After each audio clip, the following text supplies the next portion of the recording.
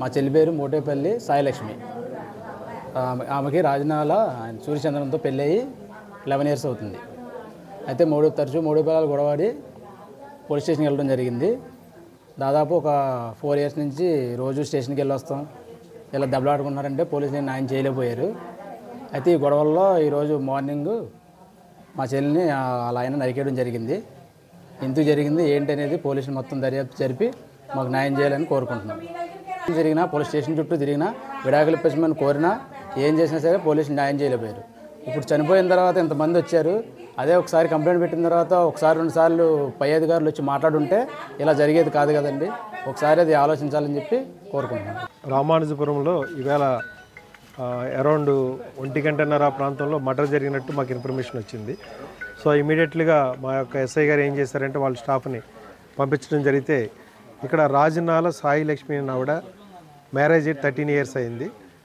ఆయన భర్త అయినటువంటి రాజనాల సూర్యచంద్రన్ అనే అతను ఇద్దరికి ఎందుకో లాస్ట్ 2 ఇయర్స్ నుంచి గొడవలు అవుతున్నాయి. 498 కూడా ఆవిడ పెట్టి ఈ ఇయర్లో 2024 ఫిబ్రవరిలో భర్త మీద, అత్తగారి మీద, మామగారి మీద, బావగారి మీద, వాళ్ళ ఆడపడుచు మీద పెట్టింది. దాని మీద కేసు ఇన్వెస్టిగేషన్ చేసి ప్రజెంట్ కోయిలగూడెం ఎస్ఐ గారు ఛార్జ్షీట్ కూడా ఫైల్ చేయడం జరిగింది. తర్వాత వీళ్ళిద్దరికీ కోర్టులో కూడా విడాకులకు మించి కేసులు నడుస్తున్నాయి. వీళ్ళిద్దరికి 2 పిల్లలు.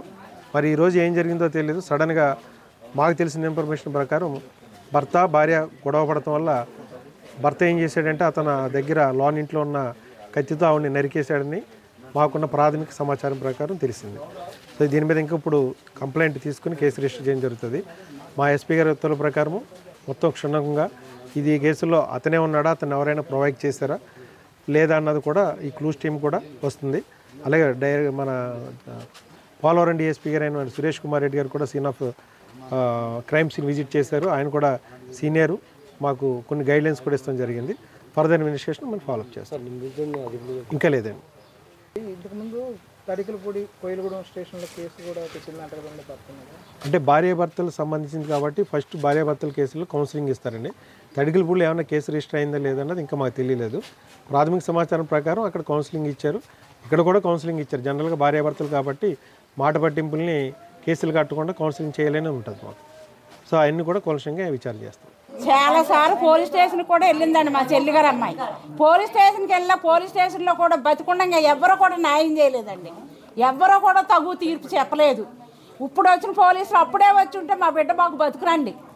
ఎవరు న్యాయం చేయలేదండి. ఆడు చంపేశాడు. ఆడబడుసు మొగుడు, బావగారు, మామగారు, అత్తగారు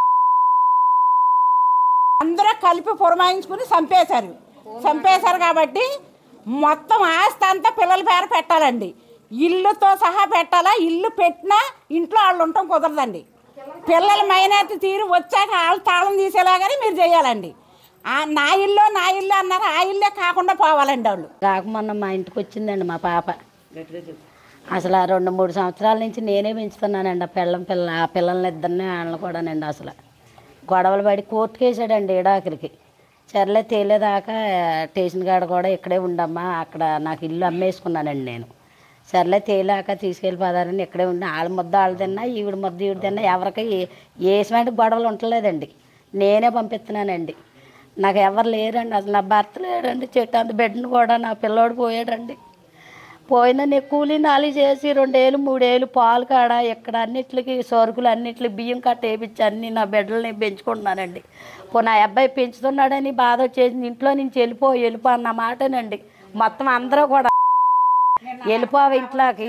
అలా ఆడబడిచి వచ్చినప్పుడు కూడా అంటేనండి, అమ్మ తిడుతుందంటే ఫోన్లో అమ్మ తిడితే తిట్టిందిలే, నీ ఇల్లు నువ్వు కట్టుకున్న పెళ్ళానువు వాళ్ళ గొడవ తీయొద్దంటే ఏం మాట్లాడతలేదండి. అసలు 3 ఎకరాల పొలం అండి, బిల్డింగు అని చెప్పి చేశారండి. పెద్దోడికి పెళ్ళి అవ్వాలి అంతా సూర్యచంద్ర అందే బాధ్యత అని చేశారండి. నేను 1 ఎకరం పొలం ఇచ్చానండి. వద్దాం మీరు చెప్పకండి. తర్వాత ఆడబడికి వెళ్ళొద్దు వాళ్ళ అంపేరని అన్నది. అలాగే కానీ గొడవలు పడుతుంటే ఆడబడిసి కాడించే వచ్చిందండి ఈ దెబ్బలాట్లో. ఆడబడుచు మొగుడు, ఆడబడుచు ఇడాకులు ఇచ్చా. బావగారు కూడానండి, వాళ్ళ మామగారు, వాళ్ళ అత్తగారు, మొత్తం వాళ్ళ కుటుంబం మొత్తమేనండి. ఫస్ట్ నుంచి వాళ్ళు మేను ఆడబడుచు మొగుడు గురించే వచ్చిందండి. అది అలాగండి. మాట్లాడితే అసలు నువ్వు వెళ్ళిపో, ఇక్కడ లేదు, మా అమ్మ పొలం నాది అని అంటాం వీళ్ళు ఈ తారుమారు చేసేసారు. ఏంటండి న్యాయం అండి. మొత్తం పొలము బిల్డింగు పిల్లల పేరు పెట్టేసేయాలండి సార్. అసలు వాళ్ళ ఇంట్లో కూడా ఉంటా కుదరదండి. తాళాలు వేసుకుని వెళ్ళిపోతామేనండి. అది ఆడి శిక్ష పడాలి. అదేనండి అది పెట్టిన వాళ్ళు అందరూ కూడా మొత్తం వాళ్ళ వల్లే నా పిల్లలు కావాలని చేసేసారండి సార్.